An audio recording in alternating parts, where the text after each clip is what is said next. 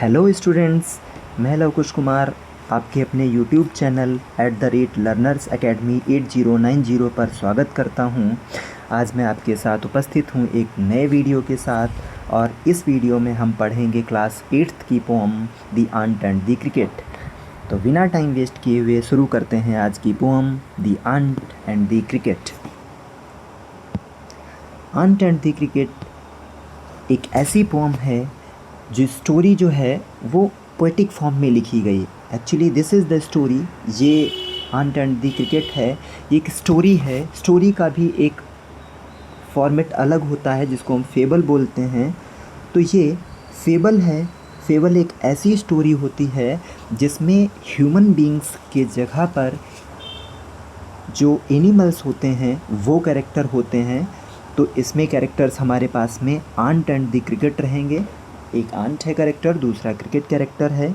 दूसरी condition fable की ये होती है कि जब फेबल फिनिश होती है तो इसमें एक मैसेज ज़रूर होता है, एक मोरल ज़रूर दिया गया होता है। तो जब हम इस पोम को फिनिश करेंगे, इस स्टोरी को पढ़ लेंगे, उस स्टोरी को पढ़ने के बाद में हमें एक मोरल ज़रूर मिलेगा, एक मैसेज ज़रूर मिलेगा। ये फेबल की ख़ास बात होती है। तो फेबल एक स्टोरी ही होती है, बट स्टोरी में क्या होता है कि ह्यूमन बीइंग्स भी होते हैं, एनिमल्स भी होते हैं। बट फेबल जो होती है सिर्फ एनिमल्स को ही दिखाती है जो ह्यूमन बीइंग्स की तरह कार्य करते हैं। उनमें सारी क्वालिटीज़ ह्यूमन बीइंग्स की ही होती हैं और लास्ट में एक हमें मोरल देकर जाती है। तो अब हम शुरू करते हैं आज की कहानी, story the ant and the cricket that was written in poetic form, जो कि पोएटिक फॉर्म में लिखी गई है। एक बार की बात है, टिड्डा, जिसको हम क्रिकेट कहेंगे यहाँ पर, टिड्डा जो होता है और जो आंट होती है, दोनों एक सीज़न होता है, समर सीज़न और स्प्रिंग। समर और स्प्रिंग में टिड्डा और जो हमारी आंट है ये दोनों दिखाई दे रहे हैं हमें वहाँ पर। जबकि ये एक ऐसा सीज़न होता है जिसमें हम काम करते हैं। समर और स्प्रिंग सीज़न काम के लायक बहुत अच्छा होता है। It is a very easy season, बहुत स्मूथ होता है, सारी चीज़ें मिल जाती हैं, फसल भी, फूल पत्तियाँ सारी चीज़ें होती हैं। तो उस समय भोजन को कलेक्ट किया जा सकता है, फूड को कलेक्ट कर सकते हैं हम ईज़िली और उसको आने वाले टाइम के लिए कलेक्ट करके रख सकते हैं। इसमें जो आंट है that is hard working, laborious, वो बहुत मेहनती है। वो अपने टाइम पर काम करके अपने आने वाले समय के लिए, जब खाना नहीं होगा जिस समय विंटर सीज़न में, उसके लिए वो इकट्ठा करती है और जो उसके कवर्ड्स हैं, जो स्टोर रूम है, उसको वो फिल करती है ताकि आने वाले टाइम में वो उस खाने का यूज़ कर सके। जबकि जो टिड्डा है, जो क्रिकेट है, वो इसमें बहुत ही आलसी दिखाया गया है। And he just enjoying the summer and spring. वो समर और स्प्रिंग को सिर्फ इन्जॉय करता है और बैठा बैठा गाना गाता रहता है, नाचता रहता, उछलता रहता है इधर उधर और इन्जॉय करता रहता है। जब सीज़न ये निकल जाता है और टाइम जब विंटर का आता है, सर्दी कड़ाके की पड़ रही होती है, बारिश हो रही होती है और ये भूख से मर रहा होता है, इसके पास कहीं पर छिपने के लिए भी जगह नहीं होती है, शेल्टर नहीं होती है, तो ये आंट के पास जाता है और उससे रिक्वेस्ट करता है कि वो उसे खाने के लिए और छिपने के लिए, रहने के लिए थोड़ी सी जगह दे दे। तब आंट बड़े प्यार से कहती है कि देखिए, आप गर्मियों में क्या करते रहे। आप एक सवाल का जवाब दीजिए कि आप गर्मियों में, स्प्रिंग में जब हम काम कर रहे थे तब आप क्या करते रहे। तो इसमें जो क्रिकेट है वो जवाब देता है कि उस समय तो हम गाते रहे क्योंकि चारों तरफ बहुत अच्छा लग रहा था, सब कुछ सनी था, एकदम से सब अच्छा लग रहा था, तो हम गाते रहे। इसके जवाब में जो आंट थी उसने कहा, तो फिर अभी भी जाओ और गर्मियों में जब आप गाते रहे तो सर्दियों में जाइए और डांस करिए जा कर के।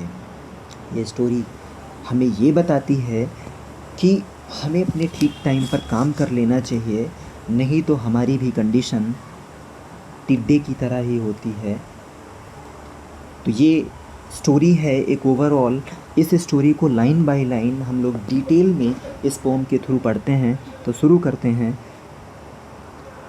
अ silly young cricket accustomed to Singh.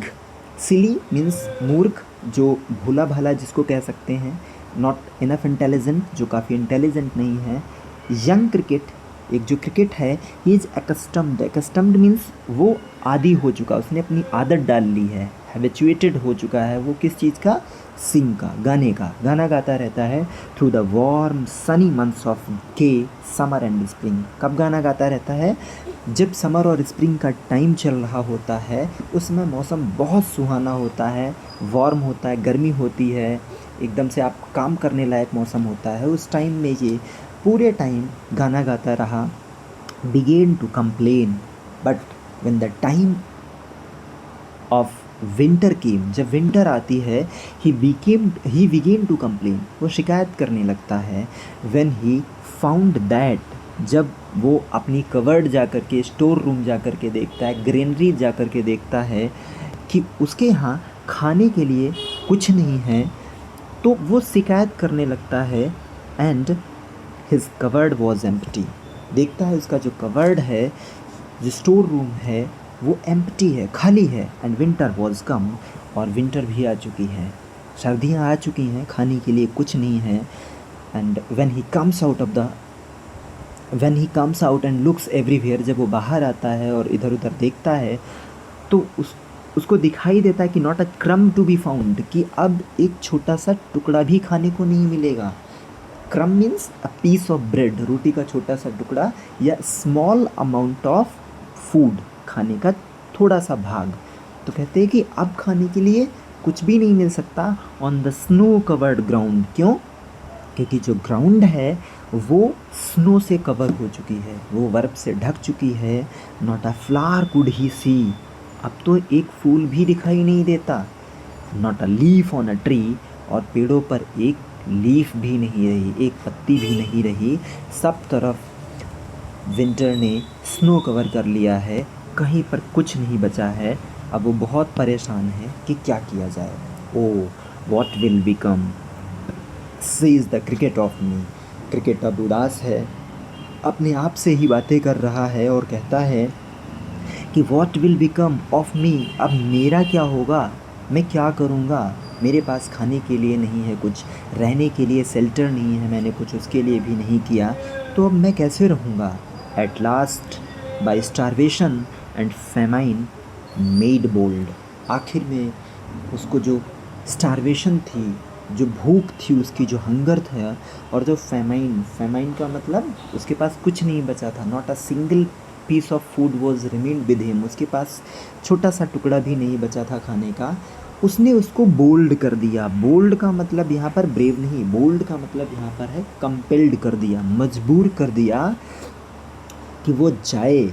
And कैसे जाता है, ऑल ड्रिपिंग विद वेट, कहते हैं कि वो चूँकि स्नो पड़ रही है, बारिश हो रही है, तो वो वेट हो चुका है, गीला हो चुका है बाहर, और वो ड्रिपिंग करते हुए, उससे पानी टपक रहा है उसके ऊपर से, भीगा हुआ जा रहा है। And all trembling with cold, और सर्दी इतनी ज़्यादा है कि ही इज़ ट्रेम्बलिंग मीन्स वो काँप रहा है, वो हिल रहा है, विद कोल्ड, सर्दी से काँप रहा है।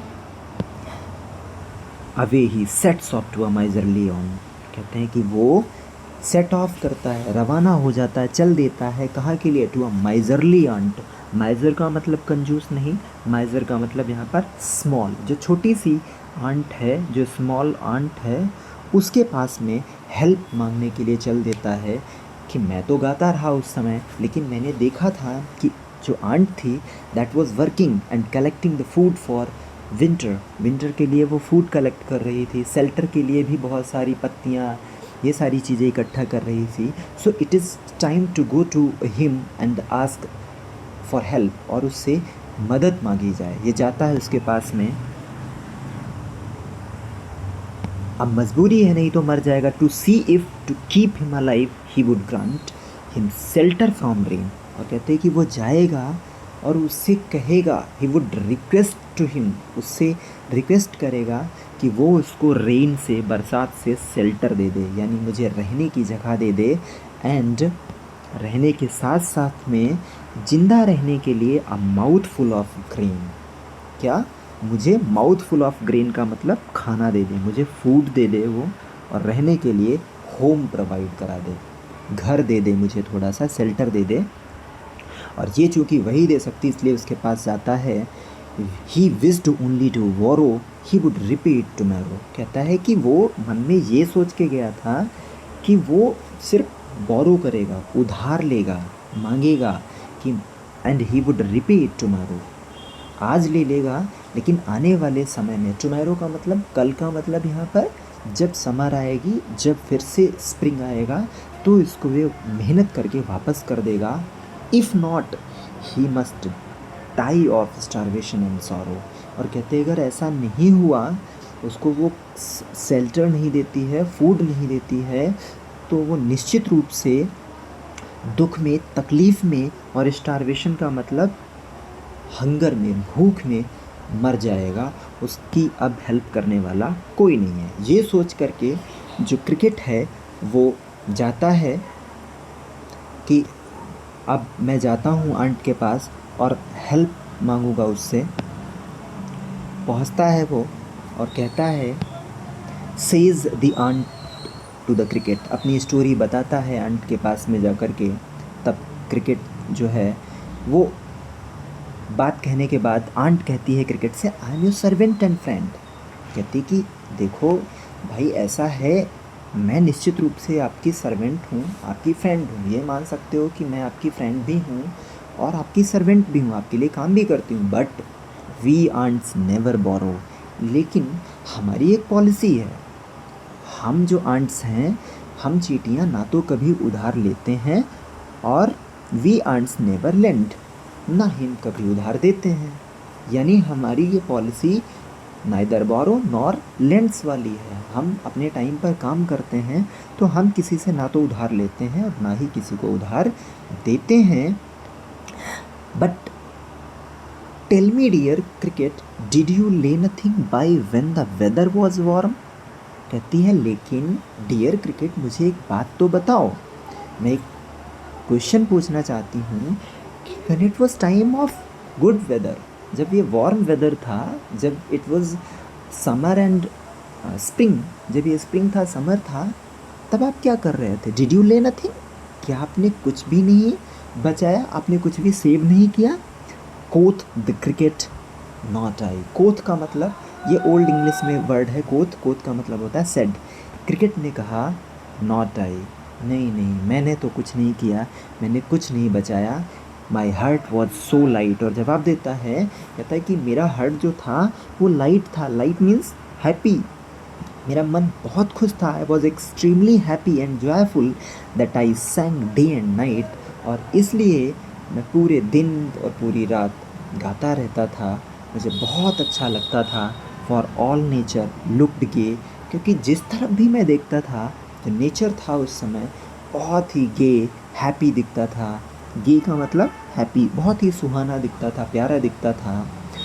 अब इतना सुनने के बाद जो चींटी है, आंट है, वो कहती है, यू सैंग सर, यू से, कहते हैं सर आपने कहा, आप कह रहे हो कि आप गाते रहे गर्मी भर आप, go then says the ant, तब आंट ने कहा तो फिर जाओ and dance the winter away, और विंटर के टाइम में आप डांस करो जा कर के, गर्मियों में अगर आप गाते रहे so it is time to dance in winter, winter में जाइए आप डांस करिए। Thus ending he hastily lifted the wicket, इस तरीके से अपनी जब उसने बात ख़त्म कर ली, ही हैस्टिली का मतलब होता है जल्दी से, lifted the wicket, lift the wicket का मतलब होता है अपनी बात ख़त्म करना, एंड द कन्वर्सेशन, चींटी ने अपनी बात ख़त्म की। इतना सब कहने के बाद में and out of the door turn the poor little cricket, और उस छोटे से क्रिकेट को, उस बेचारे क्रिकेट को अपने दरवाजे से टर्न आउट कर दिया, बाहर निकाल दिया, भगा दिया कि अब जाओ आप डांस करो जाकर। Folks call this a fable, ये ईसॉप की जो बुक है फेबल्स उसमें से ली गई है। उसमें कहते हैं जो ईसॉप है वो कहते हैं कि folks call this a fable, इसको लोग फेबल कहते हैं, ये कहानी कहते हैं, मतलब ये रियल में स्टोरी नहीं है, ऐसा माना जाता है कि ये सिर्फ कहानियों में है। I will warrant it true, कहते हैं लेकिन मैं इसकी वारंटी लेता हूँ, इसकी मैं गारंटी लेता हूँ कि ये ट्रू है, ये सच है, ये सबके साथ होती है। सम क्रिकेट्स हैव 4 लेग्स।